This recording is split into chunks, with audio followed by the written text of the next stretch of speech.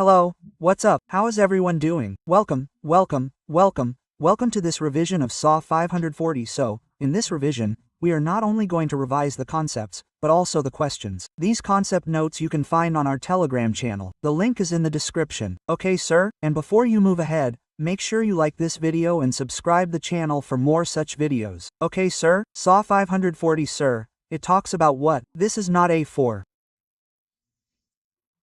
This is an A for auditing the accounting estimate. A for auditing the accounting estimate, including fair value accounting estimates and disclosures. A very logical and scoring standard. Just focus on the board. It says that whatever initiative that we use for making the accounting estimate, it varies widely, because the initiative varies. It affects the degree of estimation uncertainty. Estimation uncertainty means the difference between the estimate and the actual outcome of the estimate. For example, for a legal proceeding, if I have made a provision for penalty, then it can be different from the actual penalty imposed by the court.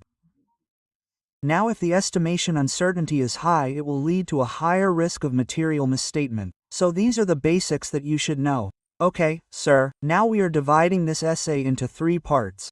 Basics, audit procedure, and disclosure. This is the most important part, that is the audit procedure. So first of all, let's begin with the basics. The basics lead to accounting estimates with low estimation uncertainty. Low estimation uncertainty means the estimate is almost equal to the actual outcome. Okay, sir. First example, accounting estimates are derived from the data that is readily available. You can also say it is observable for fair value accounting estimate. When you study India's 113 fair value measurement, these are considered to be level 1 inputs which are observable. For example, published interest rates to calculate the present value exchange traded prices to know the fair value of shares. Then comes accounting estimates for entities. Entities whose business activities are not complex. Okay, sir. Thirdly, accounting estimates are frequently made and updated relating to routine transactions. So let's say there is a simple trading business talking about the entity which is making simple provisions for expenses. Let's say provision for rent based on the agreement and depreciation. Again, it is a simple estimate, so there is not much complexity involved. And lastly, fair value accounting estimates, where the model is well known and generally accepted. And you can say the method is simple and applied easily for the asset and liability.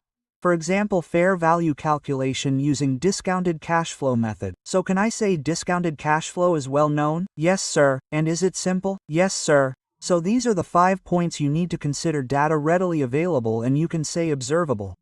The entity which is not complex. The estimate which is frequently made and updated for routine transactions. And lastly, the fair value estimates, where the model is well known and simple. Clear? Clear, sir. Now let's remember these 5 points using a simple technique of Maggi. Can I say Maggi is a food which has low estimation uncertainty? Yes, sir. Whatever we think about Maggi, the same way we make it. The expected test and the actual test are almost similar. So how do you know about Maggi? Sir, it is well known, generally accepted. It is frequently made and updated. Okay, the method is simple. That means it is not complex. And lastly, how to make Maggi. This is given at behind the packet. So the data is readily available. So these are the 5 points you need to remember. The model is well known, generally accepted. Accounting estimate is frequently made and updated. The method is simple. Business activities are not complex, and yes, data is readily available. Clear, boss? Clear, sir. Then we covered the next type of estimates which have high estimation uncertainty. High estimation uncertainty means the difference between the estimate and actual will be more. So 3 examples are given. Let's revise it. Fair value accounting estimates for which highly specialized entity developed model is used. That means it is not a well-known model. It is an entity developed model, and the assumptions and inputs cannot be observed. Second point, accounting estimates for outcome of litigation. So whatever is decided by the judge and whatever is estimated by the management, there can be a difference between that. And lastly, fair value estimate for derivative financial instruments like futures and options which are not publicly traded. So please tell me, which politician has the high estimation uncertainty? Who is highly unpredictable? Anytime he can come and say, "Friends, from to midnight 500 rupees notes or ta-ta bye-bye." Friends, from to midnight, whole India will experience a lockdown. Sir, it is Modi. So remember, through Modi 3 estimates, which have high estimation uncertainty. Mo means sir, Mo means model, which is highly specialized and entity developed model, not a well-known model. O means outcome of a litigation which is in the hands of the judge, not the management, and D means derivative financial instruments which are not publicly traded. Okay, so there can be MCQs from this part. Then we discuss that the degree of estimation uncertainty depends on the nature of the estimate, whether there is a generally accepted method. If yes, estimation uncertainty will be low. Then the subjectivity of assumption. If subjectivity is more, then again estimation uncertainty will be more. Then we revise the accounting part that we have covered here. Examples of situations where the accounting estimates are used other than fair value accounting estimate. So just remember the balance sheet. In balance sheet, first of all, there are debtors. On debtors, what do you create? Provision for doubtful day. For inventory, you create inventory obsolescence. Then for fixed assets, there is depreciation method. And you consider the asset useful life. All are estimates. Then sir, for the revenue, we create warranty obligations on the sales that we have made. Similarly, from long-term contracts, you create some provisions. For litigations, again, you create some provisions. And lastly, whenever your investments has uncertainty, you create a provision against your investment. So, what are the balance sheet items for which you create the provisions? Debtors, inventory, fixed assets, investments. Say with me, debtors, inventory, fixed assets, investments. Then, for revenue, again, you create a provision for warranty obligation. Okay, sir? Then, we discussed about the situations where you need fair value accounting estimates. So, for this, you don't need to remember the cases. So, for this, you just need to remember the numbers like complex financial instruments which are not actively traded in the market. India 109, share-based payment. 102, property held for disposal is a non-current asset held for disposal. Again, you need to calculate the fair value as per India 105, assets and liabilities acquired in a business combination. India 103, then sir, transactions involving exchange of assets and liabilities between independent parties without any monetary consideration. That is non-monetary exchange of plant facilities. This is covered by India 16. That means whatever plant you acquire, you calculate the fair value of that plant. So simply you just need to remember the Indias. Start with India's 102,103,105,109 and 16,102,105,109 and I missed 103. So these are the Indias you need to cover. Then, lastly, the note that is given you. Just need to read through the note. Estimates involve judgment. It involves making assumptions about the future. But is the auditor responsible? No, auditor is not responsible for predicting the future conditions. This is all that you need to consider. Then, we discuss the concept of management bias. So sir, what does management bias talk about? Please come to your notebook. So for management bias, I discuss this example for all of you. Let's say there is a management in the financial statement to analyze that they have created less provision. They have pre-booked the revenue to inflate the revenue. For depreciation calculation, they have taken a long life. So because of that, depreciation is lower. Please tell me, what pattern do you see? Sir, by booking lower provision, higher revenue, lower depreciation, they are biased. We can see a pattern that they are biased to show a higher income. Okay? Now this can be unintentional and intentional. If intentional, it is an indication of fraud. Now tell me one thing, if in previous year audit you see some bias, that means in current year audit the risk of material misstatement will be higher. And lastly, how to detect the management bias?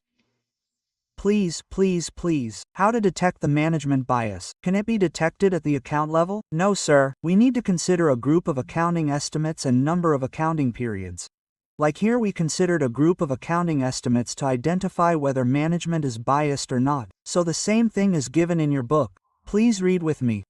Financial reporting framework requires neutrality, that is the freedom from biasness. This can be influenced by management judgment. Now sir, management judgment can involve management bias. It can be unintentional or intentional. If there is an intention to mislead, it is fraudulent in nature. If you identified management bias in previous audit, that means it will influence the current period risk identification. Risk of material misstatement will be higher. It is difficult to detect at account level. Can be considered in aggregate for the group of accounting estimates or all accounting estimates and over a number of accounting periods. Clear? Clear, sir. Always some management bias is inherent, when there is no intention, so sometimes there may be no intention to mislead, are the basics of management bias. Clear to you? Yes, sir. Then we discuss the concept of measurement objective of accounting estimate. Measurement objective means purpose. Stay with me. Purpose, sir? Purpose means why are we creating the accounting estimate? So one purpose can be forecasting the outcome of the tech. Tech means transaction event and condition. So let's say there is an event when there is a court case against the entity. So you create a provision so that you can forecast what will be the penalty and whether the entity will win the case. So the first measurement objective is forecasting the outcome. What can be the second measurement objective to calculate the fair value? So, if you purchase the building and exchange a land, your purpose of making the accounting estimate is to calculate the fair value. How will you calculate the fair value? By seeing if there is a similar transaction between two unrelated parties at a similar location at arm's length price. Now my question to all of you, if the fair value calculated in the books is 5 crores, next month price is increased and the land is sold for 6 crores. 5 crores land is sold for 6 crores. Is it a misstatement? No, sir. Fair value changes with the changes in the conditions. Oh my God. Fair value changes with the changes in the conditions. So this is the basic thing that you need to understand. Please read with me. The measurement objective is very dependent on the FRF and the financial item. Sometimes it is to forecast. Come on, focus. It is to forecast the outcome of the tech transaction, event or condition, like in our case whether the company will pay the penalty or win the case. For others it is to calculate the fair value.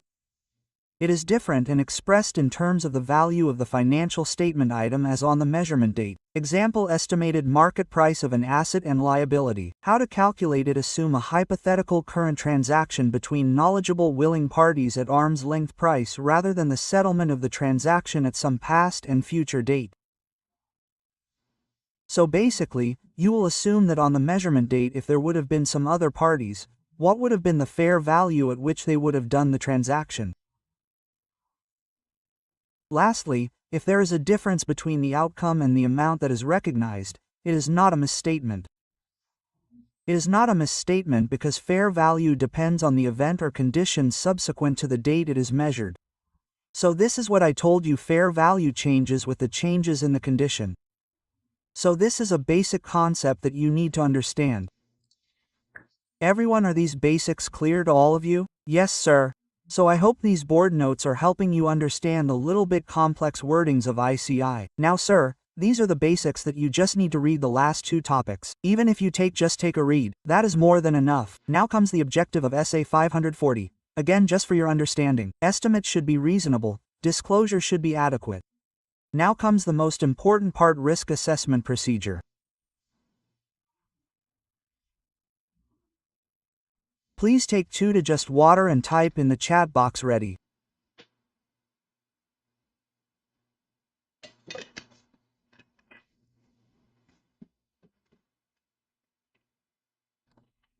Everyone all set? Yes, sir. Let's discuss about the risk assessment procedure and related activities. So, sir, first of all, when I discuss about risk assessment procedure, do we do any testing and we just take an understanding? Sir, we just take an understanding. So when you are identifying and assessing the risk of material misstatement, evaluate the estimation uncertainty. This is what we discussed in the beginning of the standard. Come on. Yes, sir. Sir, you said that estimation and uncertainty affects the risk of material misstatement. So, higher the estimation uncertainty, higher will be the risk of material misstatement. So when you are assessing the risk, come on. When you are assessing the risk in this standard, evaluate the degree of estimation uncertainty. Higher the estimation uncertainty is significant is the risk. Now, sir, when you are obtaining the understanding, what is the first thing that you need to understand? The requirements of applicable FRF. For example, India set talks about accounting estimates, so understand what disclosures are required and how to see whether it is reasonable. Okay? So, understand the requirements of applicable FRF, then inquire from the management how they are identifying transactions, events and conditions. Tech, say with me. Tech good people, good students, save with me. Tech. Tech means transactions, events and conditions. For that, you need the accounting estimate. Once you have identified the tech, then see the estimation making process. How do we make the estimate? Put the data, apply by the assumption and method. You get the findings and conclusions. So just ignore data and findings and conclusions like she ignores. You focus on the assumptions method. See if any change in the method from prior period. If yes, why there is a change now, sir. Generally these things are done by an expert. We studied in SA 500. So whether management has used an expert, plus what are the relevant controls regarding this process. So these are the 5 points you need to consider: assumptions, methods, any change in the method, whether management used an expert, and relevant controls.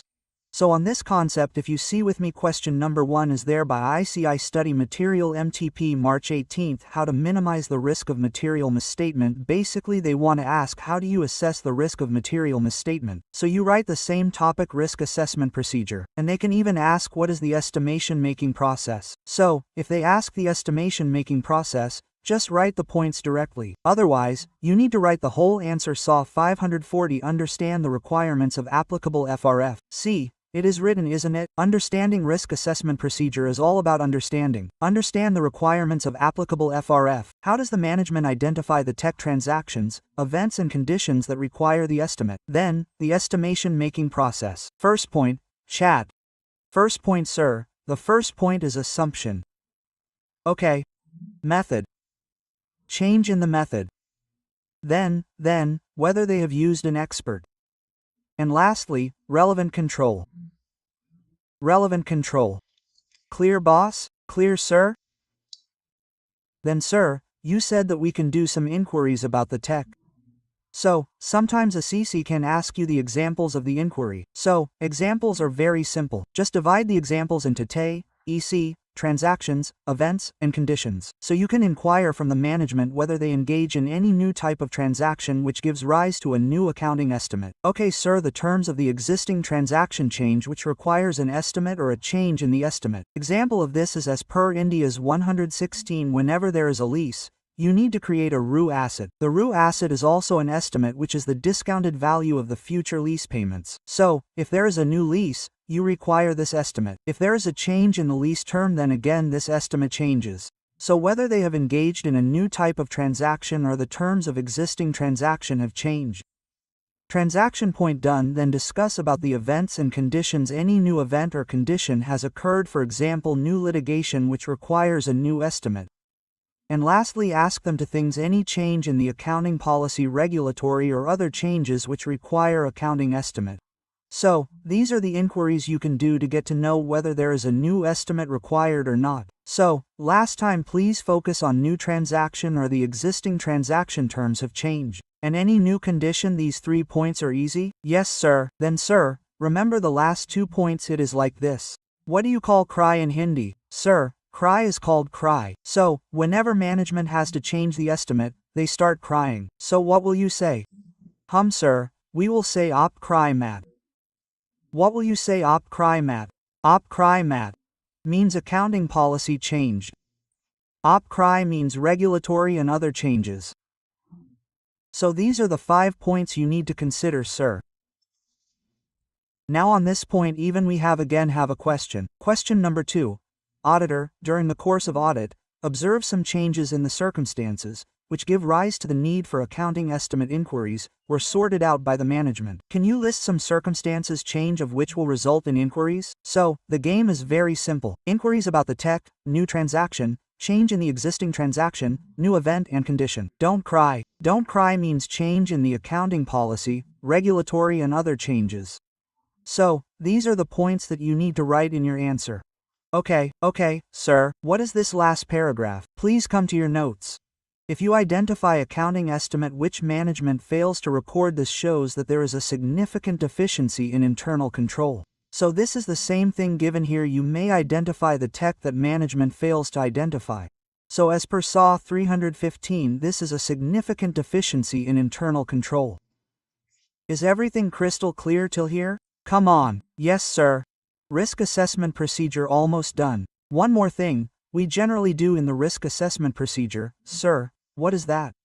Review of the outcome of estimates made in the prior period. This is a 5-star topic asked by ICI in the recent RTP and MTP, so very likely that it can be asked in your exam. So, first of all, let me give you an introduction. Please, focus on the board review the outcome of the prior period estimates and their subsequent re-estimation. For example, if a court case is going on, for financial year 232, the company has made a provision of 2 crores as on the 31st of March 24 now, sir, in the current year, for this provision of 2 crores, there can be the actual outcome that the company has to pay a penalty of 1.8 crores. Now when the provision is 2 crores and actual penalty is 1.8 crores, can I say estimation making process is good? Yes, sir. Estimation uncertainty is low. Yes, sir. And what can happen that court proceedings can continue, and as on the 31st of March 25 they revise the provision to 4 crores. So whenever there is a review of provision, this is called subsequent re-estimation. So you can get evidence regarding the subsequent re-estimation of provision. So whenever I do review of prior period accounting estimate, either I get to know the actual outcome, it helps me know about the effectiveness of estimation making process, know about the estimation uncertainty. If there is no actual outcome, I get the evidence about subsequent re-estimation. Is the concept crystal clear? Yes, sir. So, it says the nature and extent of review considers the nature of the estimate, what type of estimate, whether it was a provision for penalty, plus it may help you to identify and assess the risk of material misstatement in the current year. Please tell me how it is helping me assess the risk of material misstatement. If the estimation uncertainty is low, the risk of material misstatement will be high, and low, sir, it will be lower. So when you get to know about the estimation uncertainty, actually you get to know about the risk of material misstatement in the current year. Now, sir, management can say, are you trying to question my judgment of the previous year?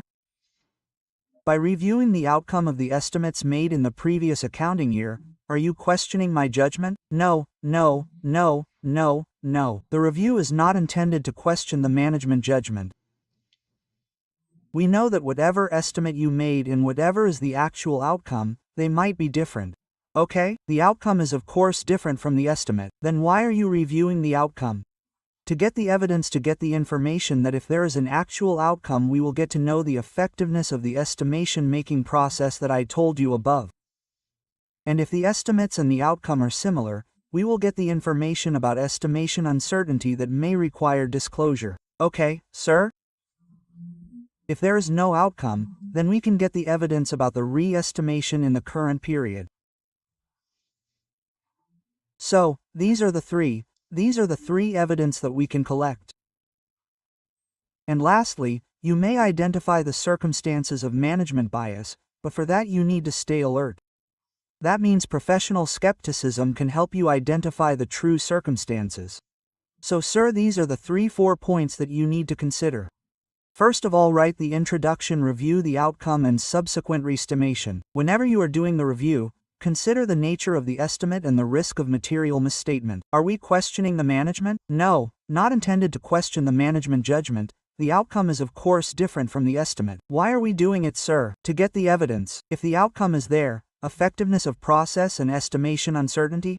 If no outcome, evidence about the re-estimation, and lastly, we can get to know about the management biasness. Whether they are making low provisions or they are making high provisions by reviewing the actual outcome. So you can get to know about the circumstances of management bias. But for that you need to stay alert. You need to exercise professional skepticism. Clear, boss? Clear, sir? So on this topic we have question number 3. Please read the question 3 with me. The company requested the information from the management. The auditor of the company requested the information from management to review the outcome of accounting estimates included in the prior period. Management has refused, saying that the review of prior period information is not done by the auditor. Please advise RTP May 19th, May 23rd, MTP May 24th, May 25th. What will you write here, sir? The same things that you taught us, and lastly, give a conclusion. Management is not correct. Clear, boss? Yes and no. Yes, sir.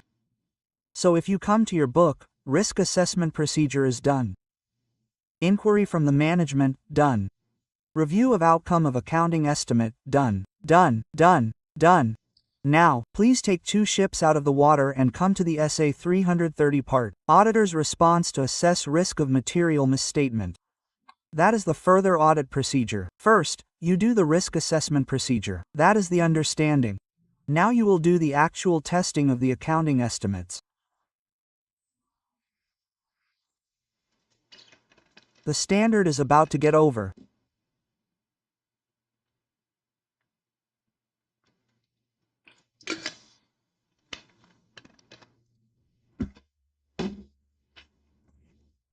Before I begin with the further audit procedure, what understanding did you take in the risk assessment procedure?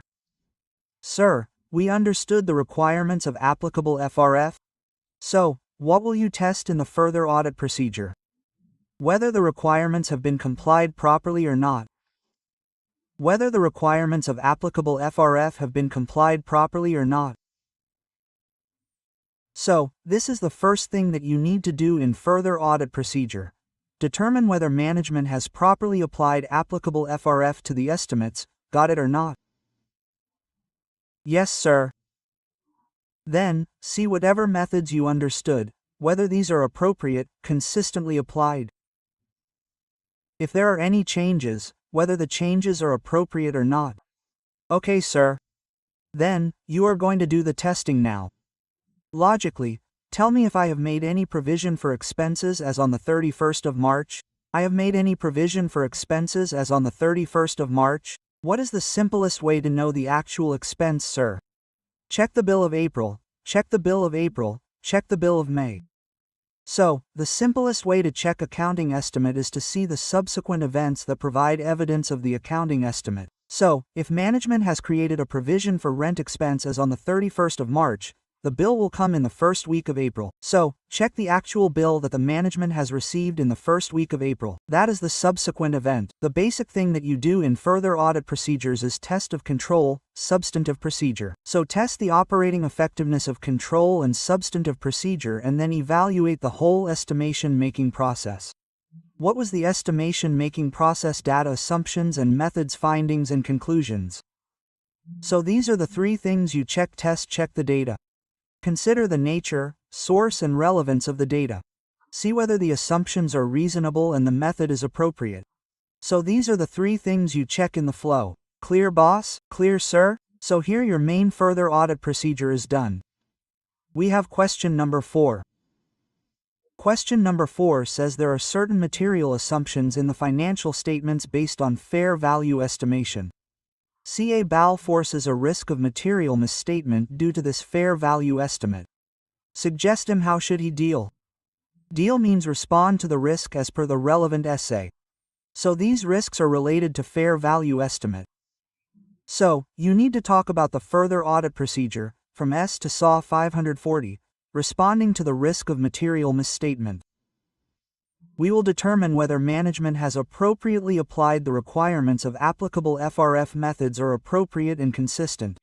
If there are any changes, they should be appropriate in the circumstances. Then write the points that I have taught you. What is the simplest way? Subsequent event, basic procedures, test of control, substantive procedure. Then see whether the method is appropriate, assumptions are reasonable.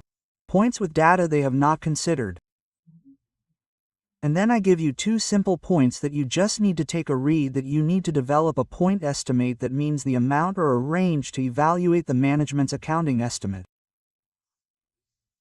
When the auditor uses the assumption and method different from the management, then in that case you need to understand the management's assumptions and methods whether they are proper or not. Second thing, if you conclude that it is appropriate to use a range, use a narrow range to see whether their estimates are proper. Sir, narrow range means if management has created a provision, see whether the provision amount is okay. And what you can do, you can create a range that if the estimate is within this range, this should be a narrow range. If it is within this range, then you will consider the estimate to be reasonable. So the last point you can just take a read, and the other points that I have told you are enough to score good marks. Okay boss, okay sir. Now, after this, we go to the next topic. The essay is just about to get over. Estimation uncertainty accounting estimates with significant risk. Whenever I discuss about the accounting estimates with significant risk, what do I need to do here, sir? The basic further audit procedures that we are performing above them then need to be performed, but in addition, you need to focus on the assumption.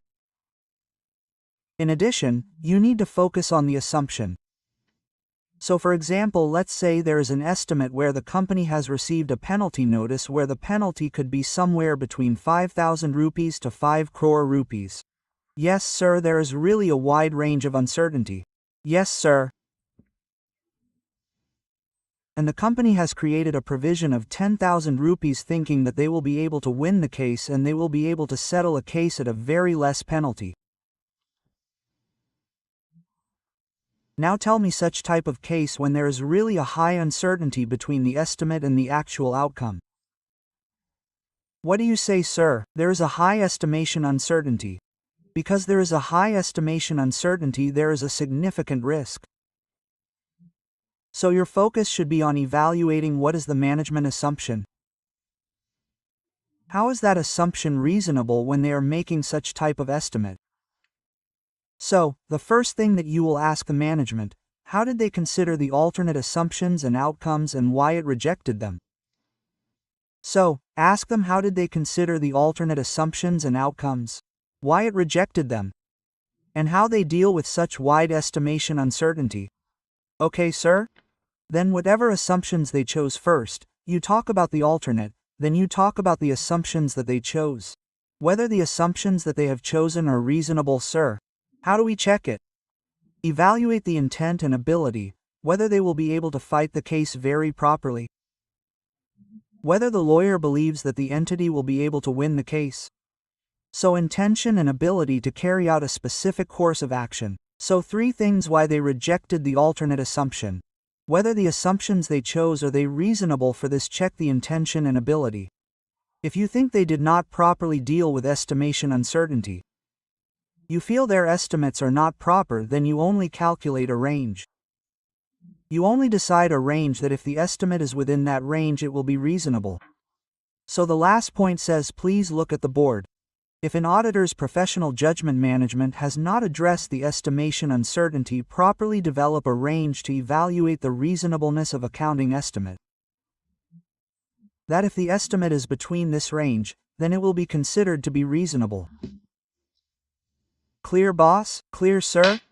Let me revise the 4 points. Sir, whenever there is a significant risk, we will focus on the assumptions. Okay? First point, how did the management consider the alternative assumptions? Second point, the assumptions that it chose, whether they are reasonable. For this you check the intent and ability. And the last point, if you think they have not properly dealt with estimation uncertainty. Their estimates are not proper, develop a range to evaluate the reasonableness of the estimate. Okay boss, okay sir. So now we do the last question. The last question is a very simple question. January 21st MTP March 23rd. How you as an auditor can evaluate the estimate which involves significant risk, and how and what if the management has not addressed the estimation uncertainty. What will you do? So the 4 points that I just told you, the 4 points you are going to cover in this answer. Okay? Okay sir, the last question is just for your homework. You can take a read because it is part of audit pronunciation, not a part of your study material. So if you want you can cover it from the question bank. Just take a read of these 3-4 points. We have already covered the concept, but yes, it is a differently framed question. Okay? Okay, sir. Lastly, we talk about the disclosure. There is nothing new in the disclosure. Just take evidence that the disclosures are as per the applicable frame. Whenever there is a significant risk, they have disclosed the estimation uncertainty. Then, sir, what do you need to disclose in the estimation making process? Estimation making process means assumptions, methods, change in the method. Estimation uncertainty, okay. These things need to be disclosed. When there is a significant risk, Even if the disclosures are as per the applicable FRF, the auditor may conclude that the disclosures are not adequate. So this is a tricky point. Please read it, then take a written representation that the management believes that the significant assumptions are reasonable. And lastly, you do the documentation. Documentation: what do you document on the basis on which you concluded that the estimates are reasonable? Disclosures related to significant risk. And lastly, if you found any management bias, you need to give the disclosure of the indicator of management bias. Clear, boss? Clear, sir. Now I have a small surprise for all of you. Wait now, sir, it would be so amazing if we can revise the whole SAW 54 just from one page, and that one page covers all the concepts with the keywords which are very important from exam point of view. Let's do it, and here is your small surprise from my side. One-pager chart covering all the topics of SAW 540. Let's revise SAW 540 from this chart. I don't think it will take more than 5 to 7 minutes. Let's revise SAW 540. First of all, this is not for. This is A. A for auditing, A for accounting estimates, including the fair value estimates and disclosures. First of all, the basics is introduction for estimates. It varies because it affects the estimation uncertainty, which affects the risk of material misstatement. The higher the estimation uncertainty, the higher the risk of material misstatement.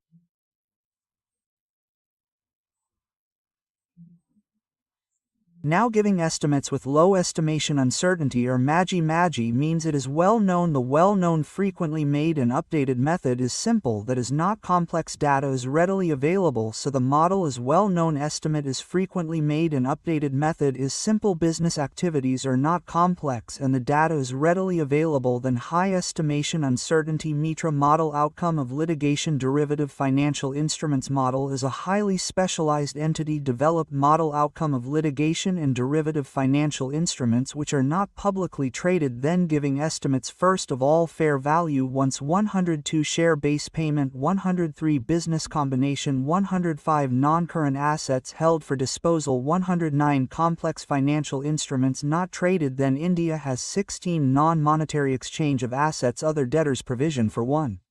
Doubtful day inventory obsolescence, fixed assets, depreciation, revenue, warranty, investments, provisions, and provisions for litigation management. Bias. FRFs wants neutrality, but sometimes accounting estimates are influenced by management judgment, have bias. Intentional, unintentional. Intentional is an indicator of fraud. Then, sir, if in previous audit there was management bias, it leads to high risk of material misstatement in current audit. Plus, you need to consider multiple accounts to identify management bias. Then comes measurement objective. What is the purpose? It depends on the financial statement item and condition. Sometimes it is to forecast the outcome for a tech transaction event or condition like penalty. Fair value, difference between the estimate and outcome is not necessary a misstatement. Then we started discussion with the procedure. Very important topic, risk assessment procedure. Sir, first of all, see the degree of estimation uncertainty. High estimation uncertainty, high risk assessment. High estimation uncertainty leads to a significant risk.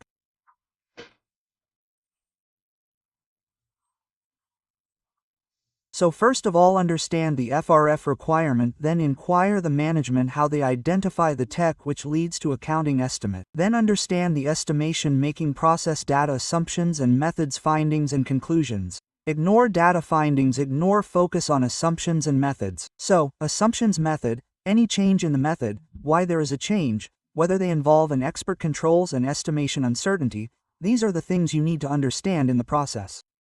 Then, sir, then we discuss the review of outcome of prior period accounting estimate. First of all, right from the introduction, we review the outcome and subsequent re-estimation of prior period accounting estimates. We are not here to question the management judgment that the outcome is of course different from the estimate.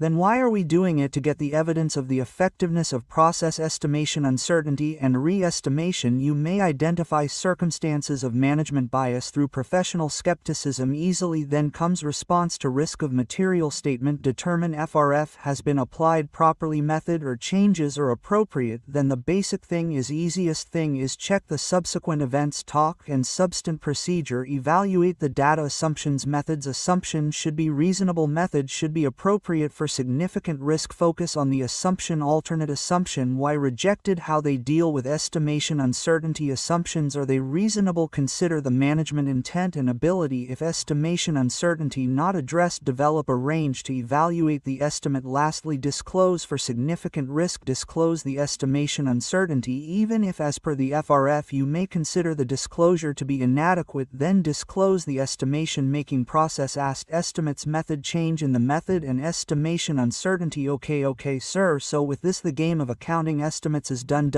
so I tried my best that within the minimum time we can cover all the concepts all the techniques and all the questions properly so that this essay is a comfortable journey for all of you.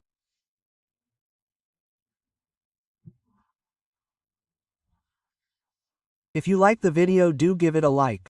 Do let me know your review in the comments and yes stay subscribed to the channel for more such videos. Keep going all of you.